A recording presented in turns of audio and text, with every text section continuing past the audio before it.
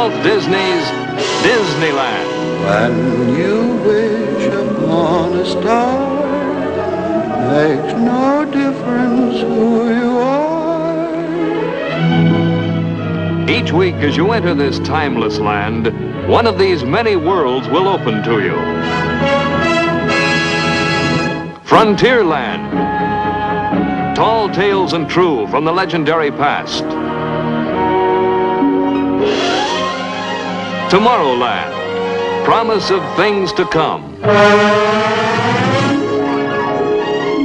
Adventureland. The wonder world of nature's own realm. Fantasyland. The happiest kingdom of them all. Presenting this week,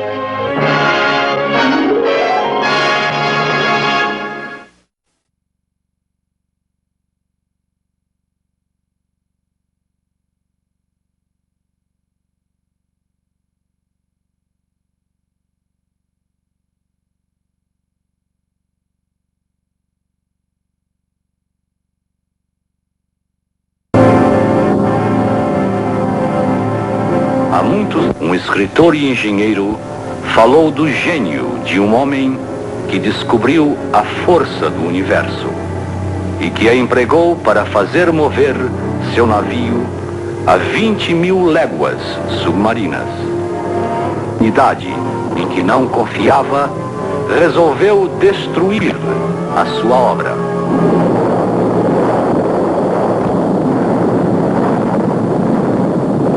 Mas ainda há esperança. Quando Deus determinar o homem para uma vida melhor e mais rica.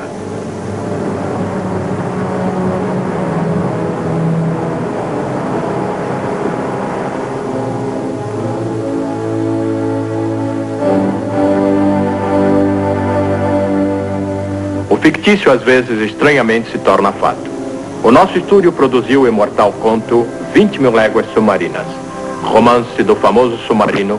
De acordo com a história, Nautilus movia-se por uma força mágica. Hoje, a história é realidade.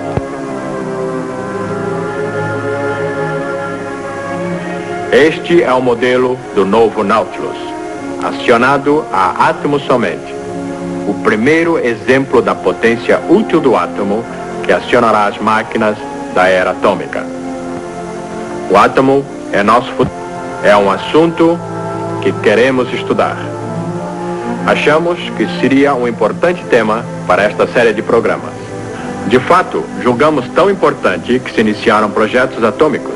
Assim, fizemos planos para uma exibição na Disneylândia que mostrará energia atômica em ação. Nossos projetos atômicos aqui no estúdio são os seguintes. Preparamos este programa e um livro para podermos contar-lhes esta importante história em detalhes. Ambos cresceram juntos. Demos a ambos o mesmo título e muitas das ilustrações aparecem no filme e no livro. Como podem ver, aprofundamos-nos demais no campo da ciência física. Não pretendemos ser cientistas, contamos histórias. Combinamos o talento de artistas com a ciência de outros. Foi contratado um conhecido cientista para estabelecer o nosso departamento. Seu primeiro trabalho foi escrever um livro sobre o átomo e ajudar-nos a organizar este programa. E para contar-lhes a história de nosso amigo átomo, aqui está o autor do nosso livro, o Dr. Heinz Haber. Ao desenvolver nossa história do átomo, fizemos uma descoberta. Era bem científica, mas subitamente percebemos que era quase um conto de fadas. Por estranha coincidência, nossa história tomou aspectos da velha fábula de Mil e Uma Noites, o pescador e o gênio. A história do pescador e o gênio é a história de todo homem em busca de um poderoso gênio que possa fazer tudo para ele. Era uma vez um velho e pobre pescador. Um dia, depois de lançar sua rede ao mar muitas vezes, sem sucesso, encontrou nela um vaso de bronze.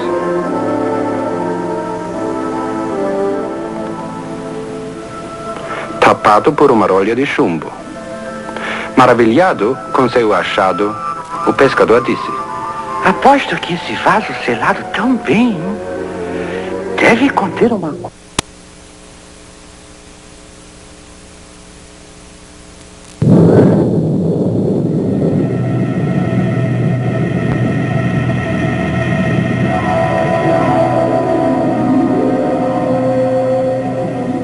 Saiba que por isso você terá de morrer.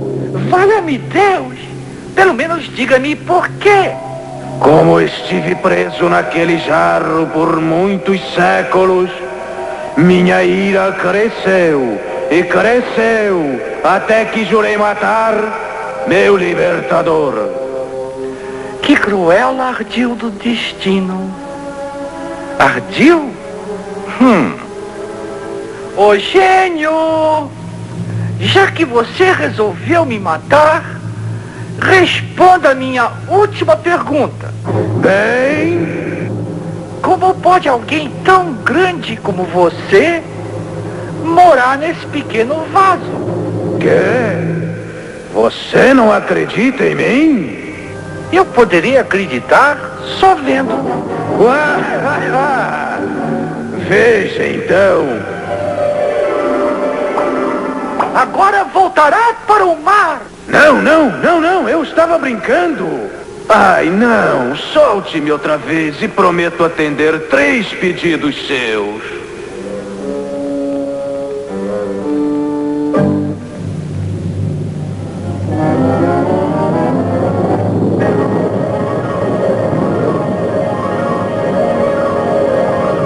Embora possa parecer estranho, a história do átomo é igual a esse conto de fadas. Nós somos os pescadores. Há séculos que vinhamos lançando redes ao mar do desconhecido em busca de saber. E finalmente achamos um vaso. E como aquele da fábula, ele continha um gênio. Um gênio escondido nos átomos desse metal. O urânio. Vou mostrar-lhes. Isto é um medidor Geiger. Ele nos diz que o gênio está aqui, preso nesses átomos.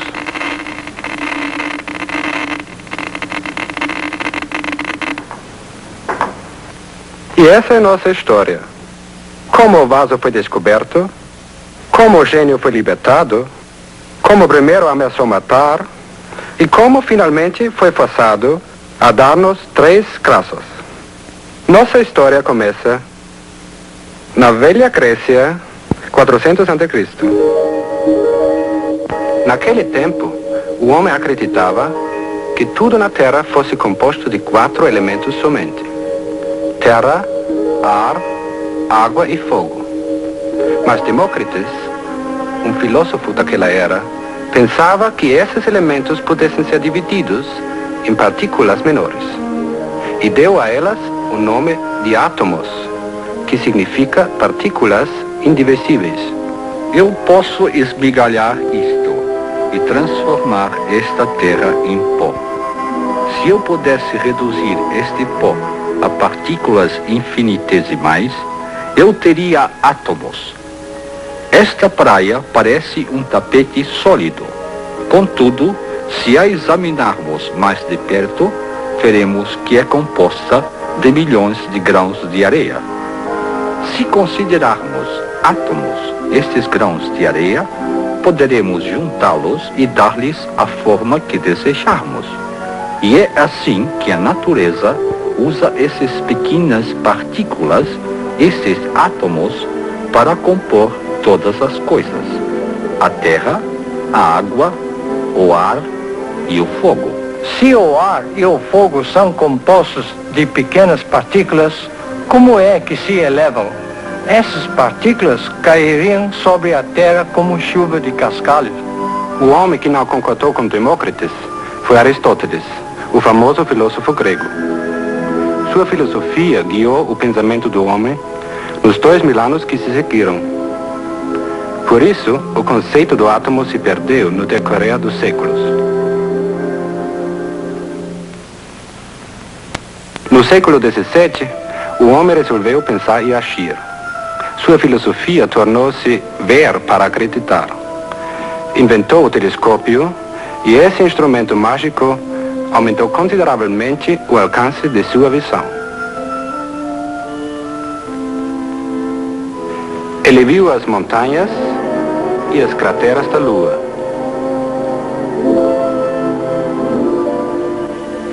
Descobriu que o planeta Vênus tem fases como a Lua e que Júpiter também tem seus satélites. O homem viu pela primeira vez o disco de Marte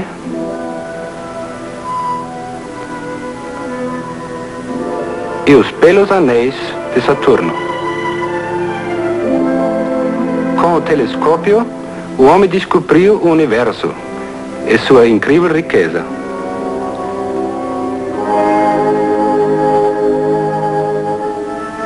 Na mesma época, um segundo instrumento poderoso foi inventado: o microscópio. Com ele, o homem passou a explorar um mundo de coisas diminutas, cheio de desenhos e padrões. Esses desenhos e padrões foram observados em coisas comuns, como a madeira, nas penas dos pássaros, nos insetos, nas escamas dos peixes. O microscópio revelou detalhes infinitos de tudo, como a beleza escondida em conchas tão diminutas que milhões delas parecem apenas poeira.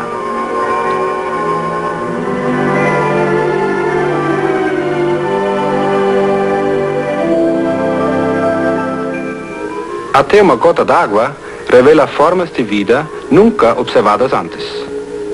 Plantas e animais monocelulares. O microscópio permitiu ao homem estudar a natureza em miniatura e suas fantásticas formas de vida.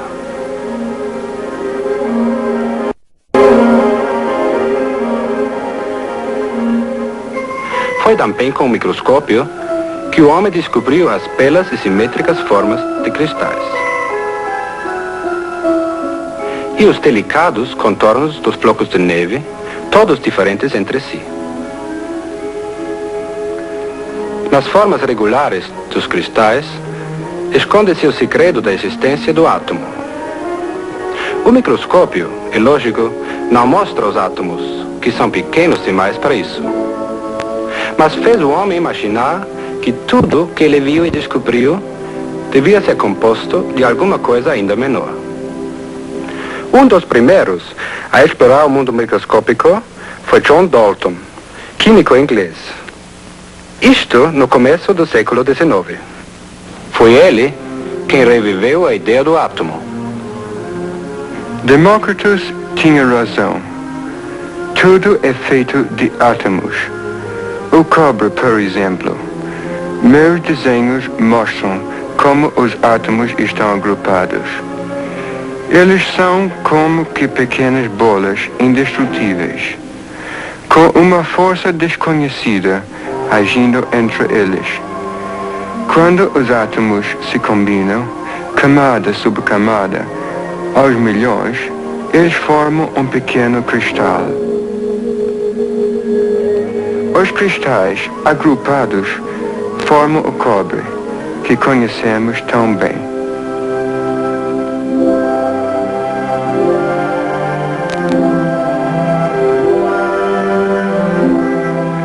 Há também átomos de ouro e de prata. Átomos diferentes por toda a parte. Átomos de enxofre num fósforo, carbono em todo lápis, mercúrio nos termômetros. Nos corpos simples, os átomos são todos do mesmo nome. Nos corpos compostos, encontra-se uma combinação de átomos diferentes. No vidro e na madeira, por exemplo, há várias espécies de átomos. Este livro é composto de tantas misturas de átomos que não me seria possível enumerá-los. O segredo de como a natureza combina seus átomos foi primeiro compreendido em 1811 pelo italiano Amedeo Avogadro. Quando átomos de elementos diferentes se combinam, eles formam as moléculas. Cheguei à conclusão que existe uma proporção diferente de átomos para cada espécie de molécula. Por exemplo, quando um átomo de oxigênio se junta a dois de hidrogênio, eles formam a molécula mais comum da natureza, H2O, a água. Uma simples gota d'água contém bilhões e bilhões de moléculas.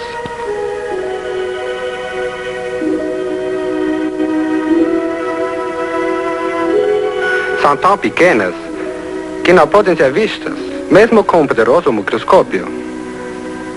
Mesmo assim, o microscópio revela um fato importante sobre átomos e moléculas.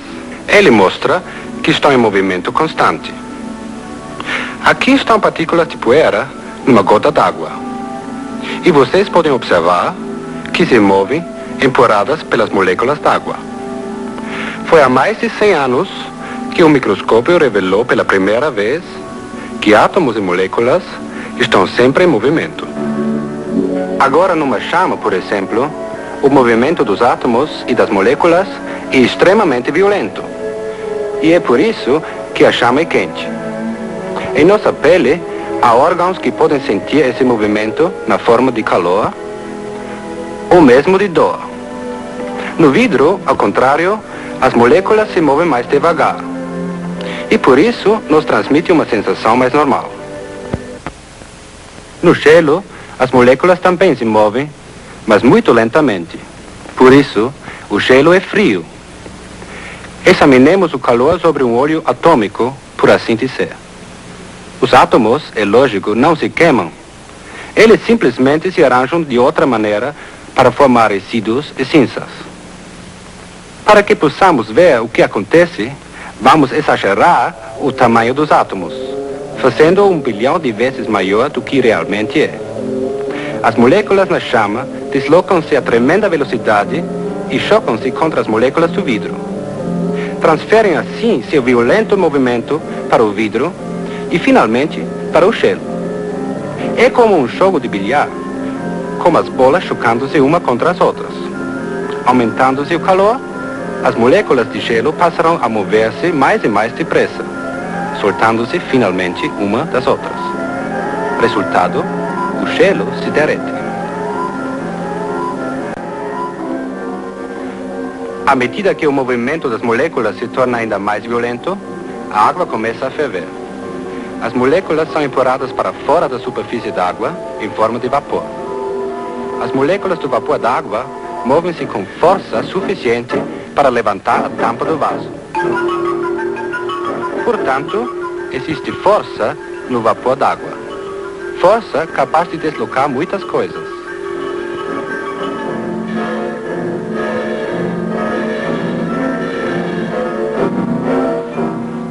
O aproveitamento da força do vapor d'água marcou o advento da era mecânica.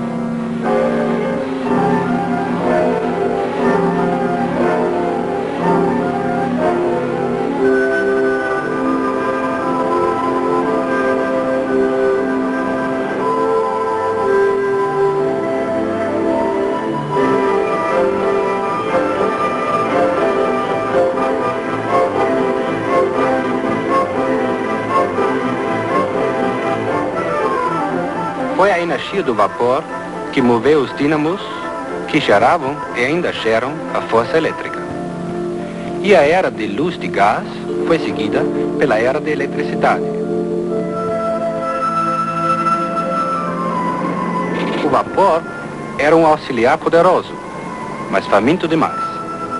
Precisava ser alimentado constantemente, devorando nossas preciosas reservas de carvão e petróleo. O homem ainda não tinha encontrado o gênio da nossa história. Na verdade, nem tinha ainda achado o vaso que prendia o gênio.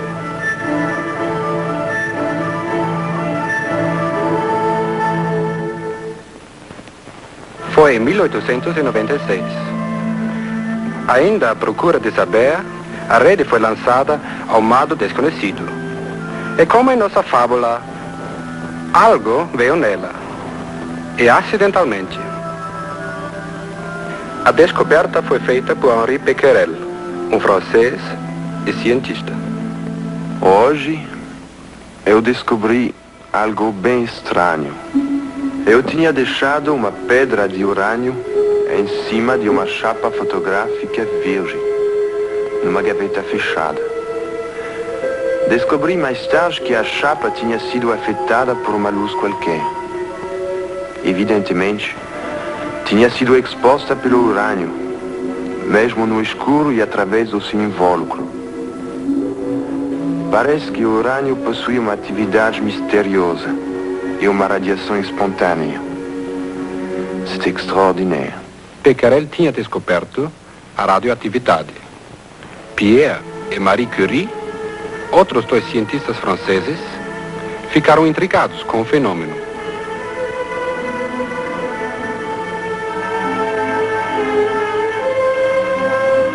E enquanto procuravam descobrir a fonte de radiação do urânio, descobriram um novo elemento, capaz de emitir raios ainda mais fortes.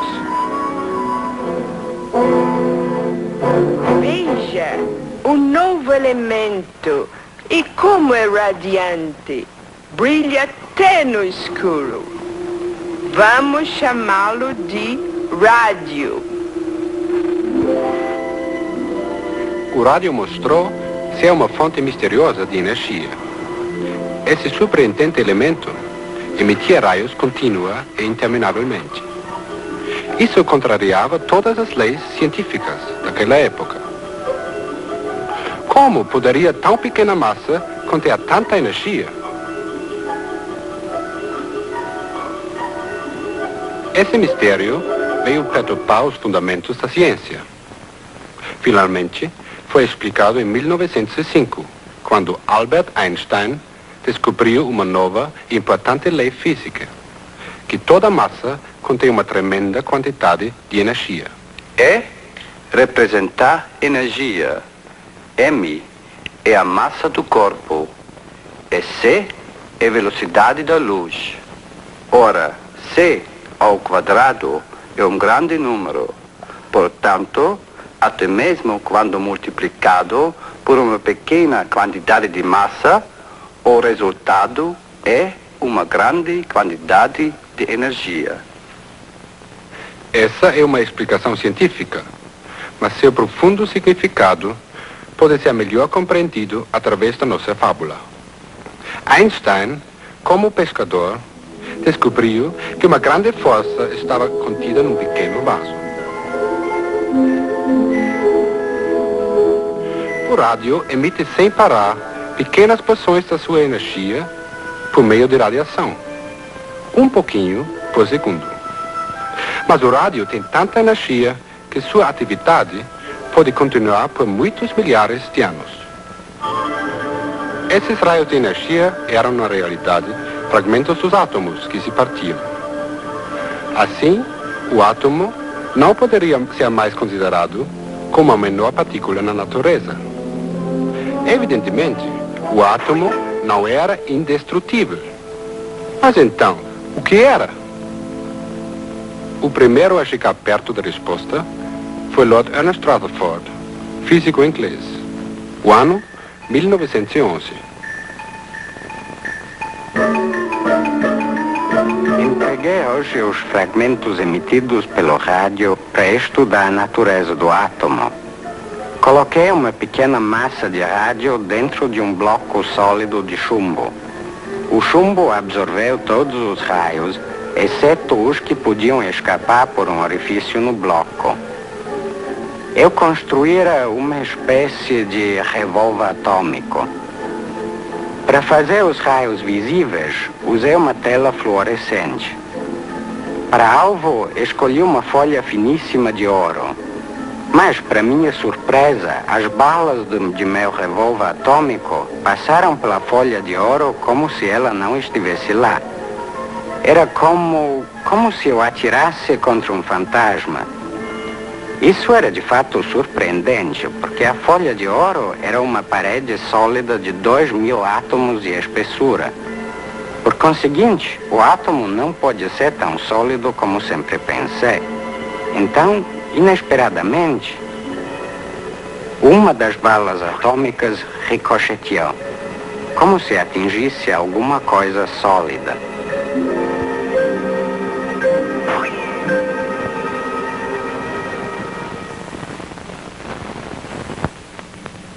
Eu só posso concluir que o átomo é quase todo o espaço, vazio como uma nuvem, mas que tem no centro uma partícula sólida infinitésima.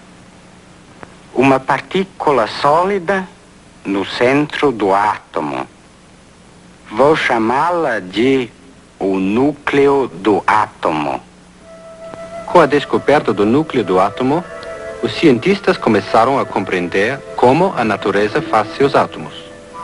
A periferia do átomo parece sólida, como um ventilador em movimento parece ser uma roda sólida girando. Na verdade, a periferia do átomo é composta de pequenas partículas elétricas girando ao redor do núcleo, como planetas circulando ao redor do Sol.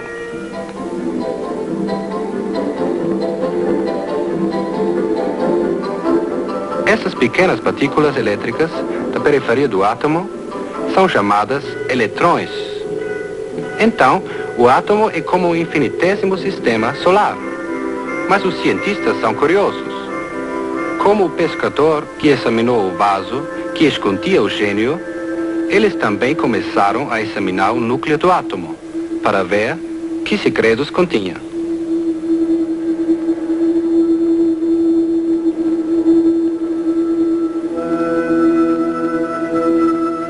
Descobriram assim que o núcleo do átomo era composto de pequenas partículas elétricas.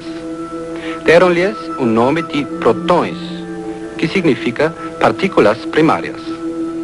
Mais tarde, outras partículas foram descobertas no núcleo. Essas últimas sem cargas elétricas, neutras, portanto. Por isso, deram-lhes o nome de neutrões. Tinham resolvido finalmente o mistério da estrutura do átomo.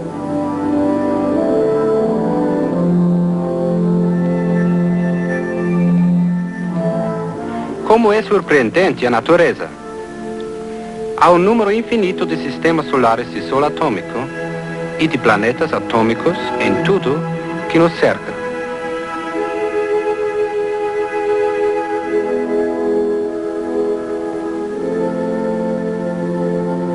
Há um universo na ponta de um lápis.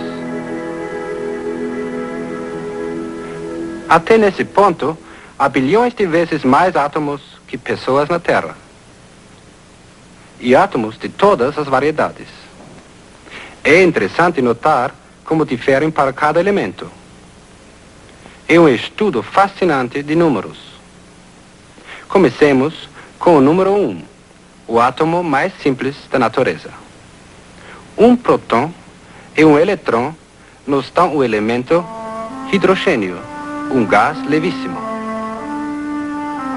A natureza mantém o equilíbrio elétrico de seus átomos.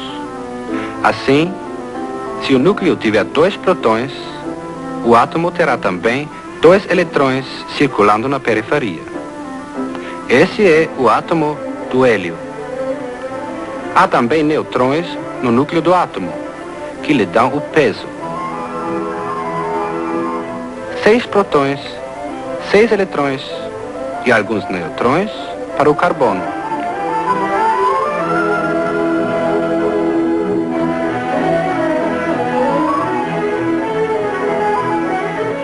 Dezesseis de cada para o enxofre.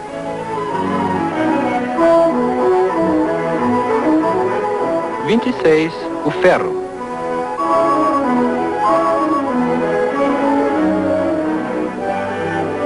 Quarenta e 47 a prata.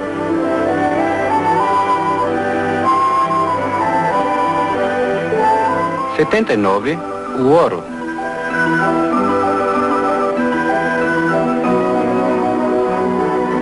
Noventa e 92 o urânio, o famoso elemento radioativo.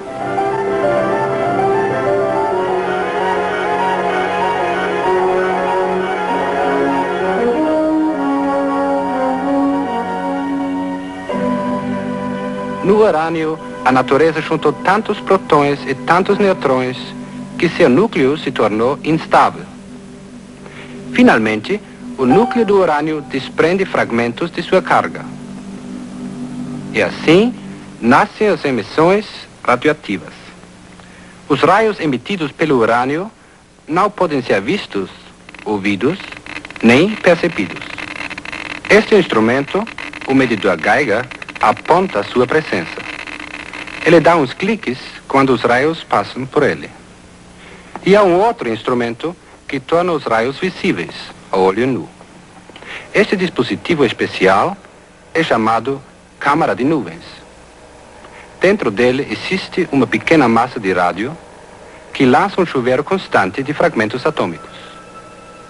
Estes fragmentos, é lógico, são pequenos demais para que possam ser vistos, mas podemos ver seus traços. Cada traço de vapor mostra que outro átomo lançou outro fragmento. Cada átomo faz isso apenas uma vez em toda a sua vida. Mas há tantos átomos numa pequena massa radioativa que essa emissão é quase interminável.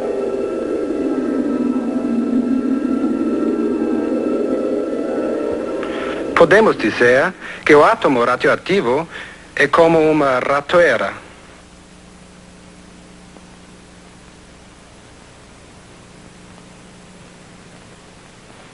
Ambos contêm energia.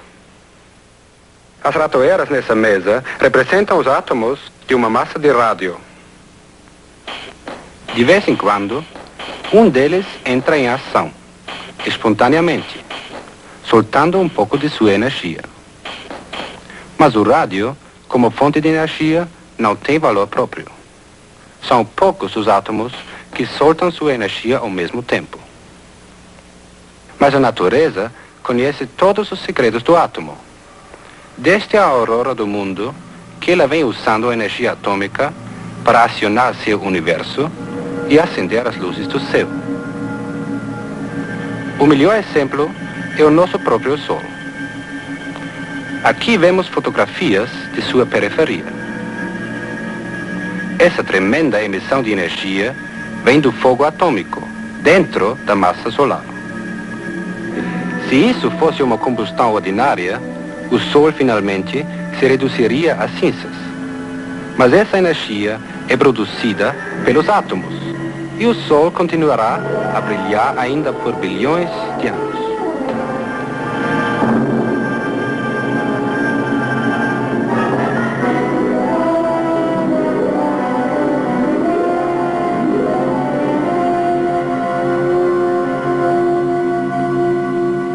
Por muito tempo, somente a natureza sabia abrir o vaso que continha tão poderosa força.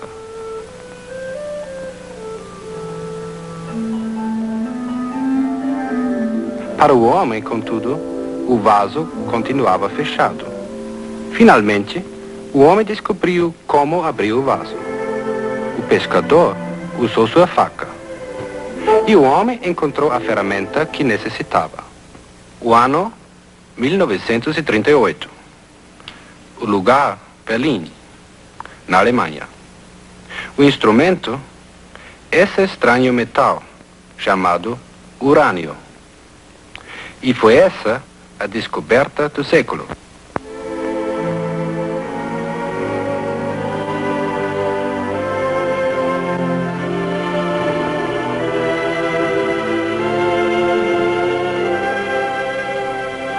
Otto Hahn e Fritz Strassmann estudavam o átomo de urânio. Como Rutherford, empregaram balas atômicas. Usaram os neutrões do átomo em suas experiências. As partículas neutras escondidas no núcleo do átomo. Sendo neutro, o neutrão não é desviado pela carga elétrica dos átomos e passa por eles em linha reta. Finalmente, o neutrão encontrou o núcleo do átomo. O núcleo do urânio abriu-se em dois. O homem realizara a desintegração do átomo.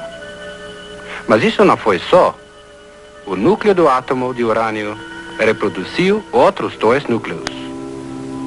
Uma bala foi usada para dividir o átomo e outros dois foram criados no processo. Agora temos dois neutrões para dividir dois átomos. Isso se tornou um prospecto fabuloso. Uma cadeia de reações nucleares. Voltemos agora às nossas ratoeiras. Podemos criar uma cadeia de reações com elas. Usaremos duas bolas de ping-pong para representar os neutrões. Serão lançadas quando o átomo se dividir. As ratoeiras representam os átomos que entrarão no jogo. Estão preparadas, carregadas e prontas para a saída. O necessário é um neutrão para dar início a uma ratoeira. As duas bolas de ping-pong que forem lançadas irão acionar outras duas ratoeiras. Sei que já imaginam o que vai acontecer. Vejam.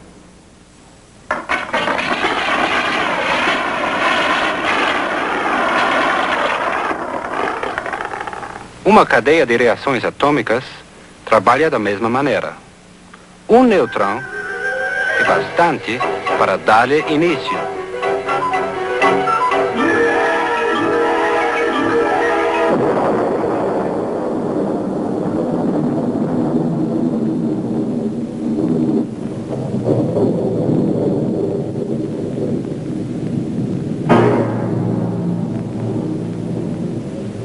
O gênio atômico fora solto e sua força devastadora era uma ameaça temível.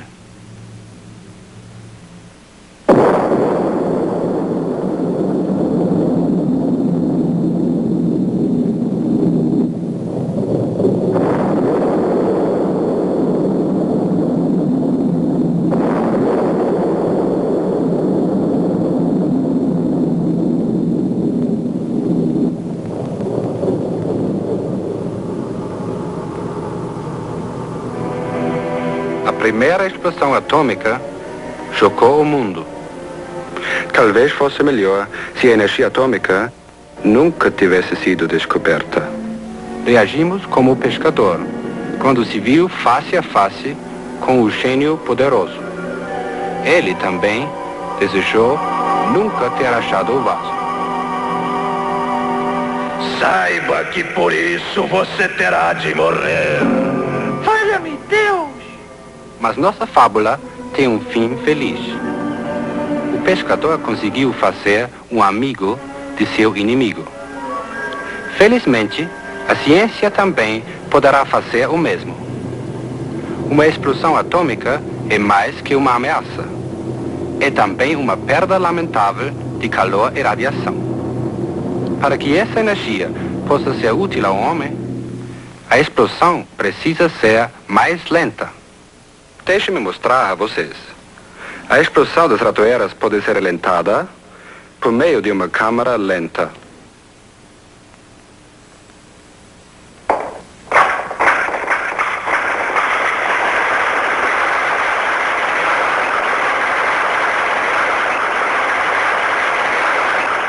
Como podem ver, a cadeia de reações agora é mais vagarosa. A energia é propagada devagar. E o calor e a radiação se desenvolvem dentro de limites úteis. Os cientistas produzem reações mais lentas no famoso reator atômico. O reator atômico não passa de um forno de grossas paredes de concreto, dentro do qual está o fogo atômico. Blocos de urânio servem como combustível.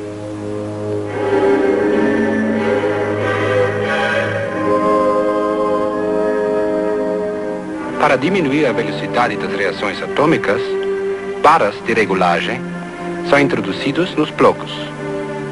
Essas barras absorvem neutrões. Dessa maneira, alguns dos neutrões lançados pelo revólver atômico são eliminados do processo. Assim, menos átomos são divididos e a cadeia de reações é mais lenta. Como suas reações reguladas desse modo, o poderoso átomo pode ser usado pelo homem de maneira prática. o calor é absorvido por um líquido que passa pelo centro do reator. O líquido aquecido é levado então a uma caldeira, onde produz uma corrente quase interminável de vapor. Vapor que produz trabalho. Mas não é só isso. O reator atômico tem o poder mágico de tornar qualquer metal radioativo. Se, por exemplo, uma barra de ferro for exposta ao chuveiro de neutrões dentro do reator, os átomos do ferro recolhem alguns desses neutrões e se tornam radioativos. Dessa maneira, o reator produz para nós radioatividade artificial em muitos elementos. Como o rádio, esses elementos radioativos são de grande valor para a ciência e a medicina. O reator atômico nos permite fazer um amigo do gênio atômico.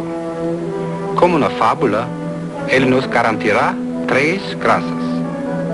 A decisão é nossa. Que lhe pediremos? De que precisamos mais? O carvão e o óleo não durarão para sempre, mas precisamos de força. Assim, para manter a nossa civilização, nosso primeiro pedido será para a força. Aqui, com a minha mão direita, eu lhes dou o fogo mágico do átomo. É seu. O fogo atômico é quase uma fonte eterna de calor.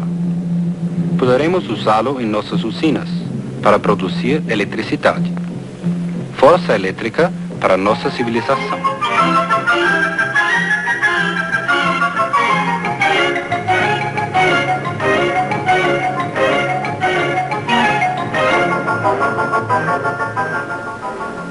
E força para acionar nossos navios.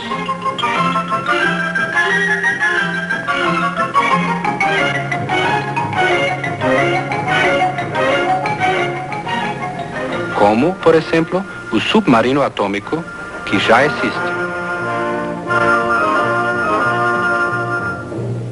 O fogo atômico pode também aquecer o ar.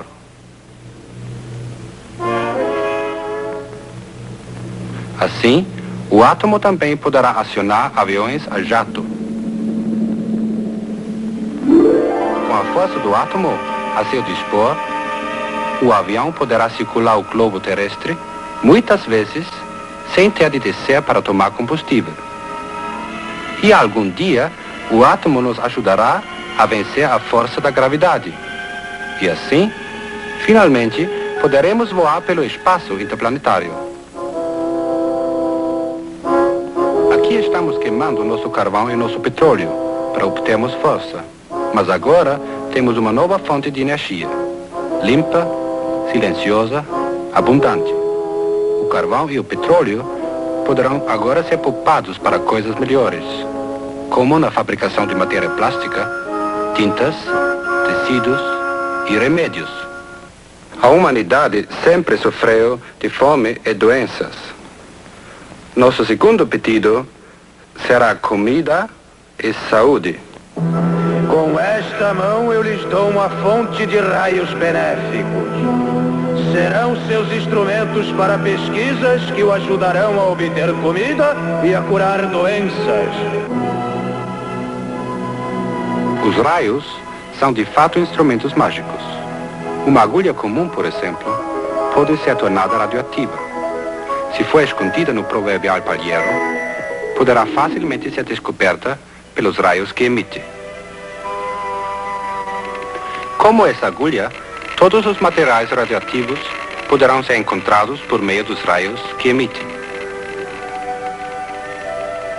Com compostos químicos radioativos, poderemos observar o crescimento das plantas e poderemos acompanhar o alimento da planta desde o solo até a fruta.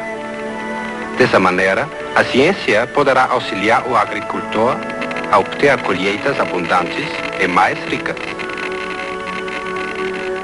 O crescimento dos animais poderá ser estudado da mesma maneira.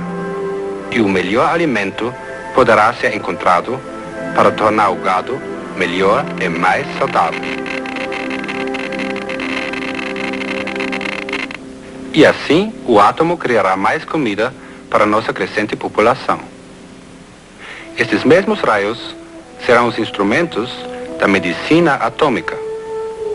O sódio radioativo, por exemplo, é usado para regular a corrente sanguínea através do corpo humano. É injetado no braço e então o medidor Geiger verifica o tempo que leva para chegar ao coração. E assim, o átomo ajuda o homem a reconhecer condições cardíacas.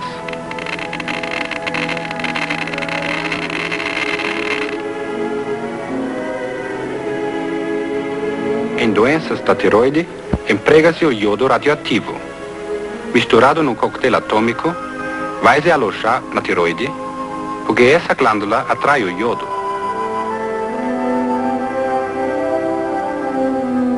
O medidor Geiger especial, então automaticamente traz um diagrama acurado, mostrando o tamanho da tiroide, sua localização e com que velocidade absorve o iodo. Elementos radioativos ainda podem curar certas doenças. O fósforo, por exemplo, aloja-se nos ossos, de onde sua radiação moderada pode curar certas doenças do sangue. O paciente cai mesmo quando trabalha ou dorme. O cobalto radiativo é empregado na famosa bomba de cobalto. Mas essa é uma bomba benéfica, usada nos hospitais para curar essa temível doença. E temos ainda a fazer um terceiro e último pedido, que é de grande importância. Muitas lendas contam que a escolha pode ser mal feita. E como o último pedido destruiu os benefícios dos primeiros. O gênio atômico tem em suas mãos todo o poder de criação e destruição. Mas o mundo tem razão de temer seus poderes destrutivos. Por isso, nosso último pedido será simplesmente que o gênio atômico seja nosso amigo para sempre. Os grandes pensadores do passado nos legaram um tesouro de sabedoria, mas nunca pensaram que usaríamos essa sabedoria de modo destrutivo. Agora cabe a nós usar o tesouro atômico de maneira útil e benéfica. Assim, o toque mágico do gênio se espalhará por todo o mundo e garantirá as graças da ciência a toda a humanidade.